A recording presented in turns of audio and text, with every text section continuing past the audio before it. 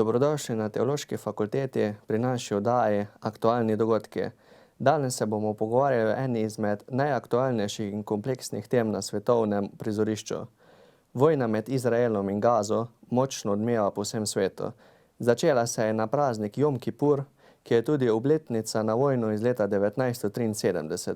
Vojna trenutno traja že 2 tedna in se ji ne bliža konec. Da bi ta konflikt bolje razumeli, smo k nam povabili različne strokovnjake. Z nami so danes 3 profesorji Teološke fakultete, dr. Samo Skrlovnik, dr. Tadej Strehovec in dr. Miran Špelič. Lepo pozdravljeni. Lep pozdrav. Lep pozdrav sem. Profesor Skrlovnik, vi ste strokovnjak za svetopismo in judovstvo. Kaj vas je pri napadu in posledični vojni najbolj presenetilo? Presenetilo me je pravzaprav več vidikov te vojne. Morda najprej to, da se je Hamas odločil za tovrstni napad, kljub temu, da se je moral zavedati povračilnih ukrepov Izraela, se pravi, v mislih imam zdaj že na tisoče mrtvih civilistov, Palestincev, ki pravzaprav samo vojno nimajo dosti. Se pravi, Hamas je moral računati na ta odgovor Izraela, pa se je tega vendarle za ta napad odločil. Presenetilo me je tudi Hamasova na nek način brutalnost. Splet so preplavile podobe, videi okrvavljenih prostorov, avtov, govorimo o mladih, dojenčkih in tako naprej. To me je po eni strani presenetilo, po drugi strani me je presenetil pa popolni sen, popolna nevednost na strani Izraela. Jaz sem bil nekaj dni pred napadom v Izraelu in res ni bilo ničemer, nobenem vidiku začutiti teh napetosti, tega napada, ki je v bistvu bil že pred vrati. Se pravi, presenetila me je tudi ta medlost izraelske vojske, te tako opevane, kvalitetne, z tehnološko opremo podkrepljene vojske. Pa presenetilo me je morda tudi še ta odziv naroda Izraela v političnem in narodnem smislu, a nemudoma po tem napadu, ki ga sami že imenujejo kot neke vrste 11. september zahodnega sveta, nemudoma torej skupne bojne vrste se strnejo in pustijo razlike in razprtije za seboj. Profesor Strehovec, vi ste strokovnjak za moralno teologijo. Zakaj je prišlo do vojne med Hamasom in Izraelom ravno v tem času? Neposredni povod gotovo za to vojno med Hamasom in Izraelom je ta napad, ki se je zgodil 7. oktobra, napad na izraelsko državo, napad na izraelske prebivalce. In to gotovo v nekem smislu en takšen glavni razlog, operativen razlog za to vojno. Seveda pa potem ni mogoče spregledati tudi nekatere druge razloge, ki so po nekem smislu bolj tehtni in bolj utemeljeni. In če recimo poslušamo palestinsko stran, tako Hamas kot Fatah, gotovo je eden glavnih razlogov ta, da Palestina še danes po skoraj 70 letih oziroma 100 letih še vedno nima svoje neodvisne države. Potem drugi razlog je v sklepanju tako zvanih Abrahamovih sporazumov med Izraelom in pa nekaterimi arabskimi oziroma muslimanskimi državami. Znano je, da prav v tem času naj bi prišlo do sklenitve tega sporazuma med Saudsko Arabijo in Izraelom in pa medsebojnem priznanju. To bi seveda vsak takšen sporazum pomeni za Izrael zelo veliko zmago in pa v nekem smislu ureditev nekih stabilnih odnosov s sosednjimi državami. In tretji razlog je pa gotovo povezan z Iranom. Namreč Iran je tisti, ki najbolj nasprotuje tem Abrahamovim sporazumom in ki preko svojih posedniških držav, kot so Irak, Sirija in pa milica Hezbolah v Libanonu, pa seveda tudi Hamas v Gazi, seveda temu sklepanju teh sporazumov že odločno nasprotuje in že narediti vse za to, da do teh sporazumov ne bi prišlo, zato da ne bi se Izrael, pa tudi te arabske države, da se ne bi vojaško pa ekonomsko ukrepile v odnosu do šiitskega sveta, ki ga na poseben način predstavlja prav Iran. Seveda pa vse te razloge možno razumeti tudi v okviru globalnih napetosti med supersilami, na eni strani med Zahodom, zlasti ZDA, in pa na drugi strani Rusijo in Kitajsko, ki imate tudi seveda velike interese, probleme tudi z Zahodom in ki jih na poseben način rešujejo prav v tej nemirni regiji Bližnjega oziroma Srednjega vzhoda. Profesor Špelič, vi ste strokovnjak za patrologijo in zgodovino cerkve. Kako je Frančišek Asiški skrbel, da bi lahko kristjani in muslimani skupaj živeli v sožitju? V bistvu iti moramo nazaj 800 let v zgodovino, v čas, ki je bil tudi napet in zelo ves prepreden z vojnami, to je čas križarskih vojn, ko je Evropa želela nekako zagotoviti svoj vpliv na Bližnjem vzhodu, predvsem zaradi romarjev, da bi lahko prihajali na svete kraje. In Frančišek v tem času si tudi želi poromati v sveto deželo in to njegovo romanje je pravzaprav omogočilo, da so Romanja lahko sploh še obstala. Kajti na tej poti ni uporabljal orožja, pač pa je šel z dialogom proti sultanu. To je bil res neke vrste čuden, nenavaden, kontroverzen podvig, ki so mu ga vsi odsvetovali, so mu ga prepovedovali celo, vendar pa je uspel priti do sultana in uspel je živ od tam se vrniti. Pred nekaj leti smo obhajali ravno 800-letnico tega dogodka in s tem je tudi odprl pot, ki je križarske vojne niso mogle. Pokazal je, da vojne niso sredstvo, s katerim bi se doseglo neke cilje, pač pa da je do ciljev možno priti le z dialogom, z medsebojnim spoštovanjem, ki sta si ga izrazila on in sultan. S tem je dal neke vrste model za ravnanje za vse svoje sobrate nadalje v zgodovini. Profesor Skalovnik, prej ste omenili, da ste bili nekaj dni nazaj v Izraelu. Kje vidite razlike po napadu na ravni politike in odnosov med Izraelci in Palestinci?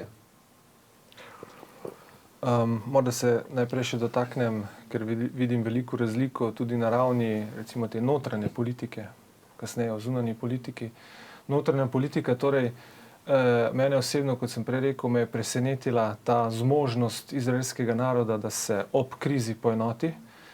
In ko sem gledal ta razna javljanja, poročila izraelska, me je presenetilo, da so poročali o tem, da isti ljudje, ki so recimo v preteklosti poročali ali pa ljudi, mobilizirali ljudi, da so protestirali proti trenutni vladi, pa njenemu predsedniku, ko je poskušal izvesti to slavno pravno reformo. In bili so zelo uspešni ti ljudje, naspravili so rekordne množice na ulice v preteklih tednih. No, ti isti ljudje so zdaj po napadu dejansko pozivali k narodni enotnosti, pozivali rezerviste, da se javijo k svoji dolžnosti, ker namreč vlada je takoj po napadu začela se izražati v absolutnem smislu govora, torej o vojni, o vojnem stanju. V zunanjem političnem okviru pa zdaj politično vprašanje dveh držav se bojim, se pravi znotraj Izraela, Izrael in Palestina, se bojim, da je s tem še bolj odmaknjeno v prihodnost ali pa postalo morda celo nemogoče. Je pa res, da po drugi strani ne znamo še čist presoditi ciljev in namenov, motivov Hamasa. Kot rečeno, na nek način je ta napad nerazumen, težko ga z neko logiko razumemo, ampak po drugi strani že vidimo neke prve uspehe, prvo žetev, ki je recimo prekinitev normalizacije odnosov med Izraelom in Saudsko Arabijo. Namreč v preteklih letih so s temi Abrahamovimi sporazumi marsikatere države nekako preklopile iz tega religioznega načina razmišljanja v način razmišljanja profita, vojaških koristi, turističnih koristi in so torej spoznale, da je veliko bolj modro ali pa saj profitabilno z Izraelom trgovati ali pa imeti sporazum, kot pa se z njimi načelno vojskovati. No, to je nekako ta arabski svet, se mi zdi, predramilo. Pozivajo že nekatere države k ustanovitvi skupne spet Arabske lige in se mi zdi, da se spet zaostruje med temi velikimi bloki, kakor smo slišali, Zahod, Vzhod, Zahod, Rusija, je pa še tudi tukaj en igralec, ki na nek način išče na tem velikem geopolitičnem področju svoje mesto in to je ta arabski svet.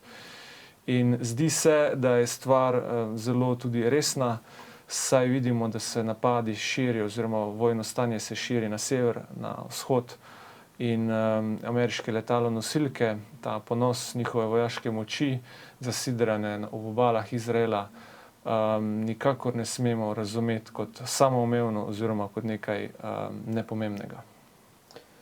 Profesor Strehovec, se vam zdi, da je Izrael moralno upravičen izvesti vojno, oziroma ali se vam zdi, da je vojna pravična? Torej, v sami etiki pa moralni teologiji danes govorimo tako o pravični vojni, kot tudi o pravični obrambi.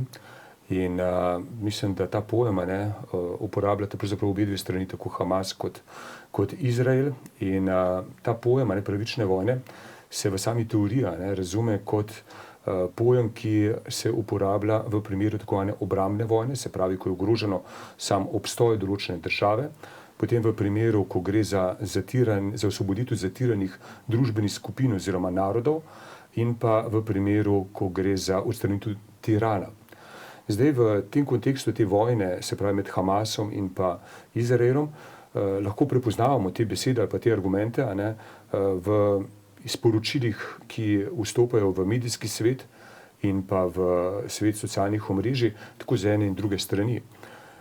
Zdaj, verjamem, da Izrael je trenutno v zelo težki situaciji, preučuje razne možnosti in seveda želi predvsem tudi v duhu tako pravične vojne razumeti ne samo pravičen razlog, ki v tem primeru gotovo je, se pravi zaščita njihove države, ampak tudi kako zminimalizirati škodo, ki bi lahko nastala z nekim vojaškim posegom v samo Gazo. Tukaj gre predvsem v smislu, kako zaščititi življenja in pa varnost samih prebivalcev Gaze.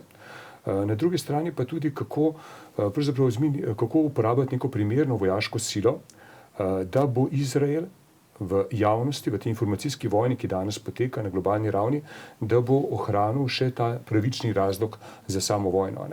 Tako da z tega zornega kota jaz sam ocenjujem, da ta spopad je seveda zelo zahteven, je povezan z neizmernimi žrtvami, postavlja Izrael v zelo hudo situacijo, ko mora dejansko te razloge pravične vojne dejansko tudi primerno artikulirati in upoštevati pri svojih strategijah. Na drugi strani pa seveda imamo tukaj Hamasa, ki pa je, kot kaže, v takem položaju, ne samo, da se poslužuje terorizma in tega napada, ampak dejansko tudi žrtvuje, zelo verjetno žrtvuje tudi svoje ljudi, samo zato, da bi zmagal v tako imenovani informacijski vojni.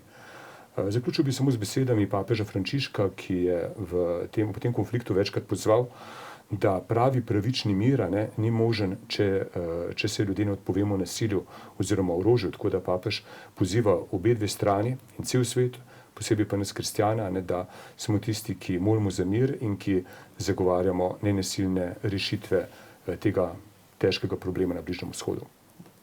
Profesor Špelič, prej ste omenili delo Frančiška Asiškega. Kaj pa danes delajo frančiškani v Sveti deželi in kakšen imajo naziv? Navzočnost frančiškanov v Sveti deželi se imenuje kustodija Svete dežele. To pomeni varovanje. So varuhi, kustodes, kar pomeni, da nekaj ščitijo. Ščitijo svete kraje, ščitijo tudi ljudi. Predvsem pa so tudi varuhi miru. Če tega miru ni, ga je treba izprositi.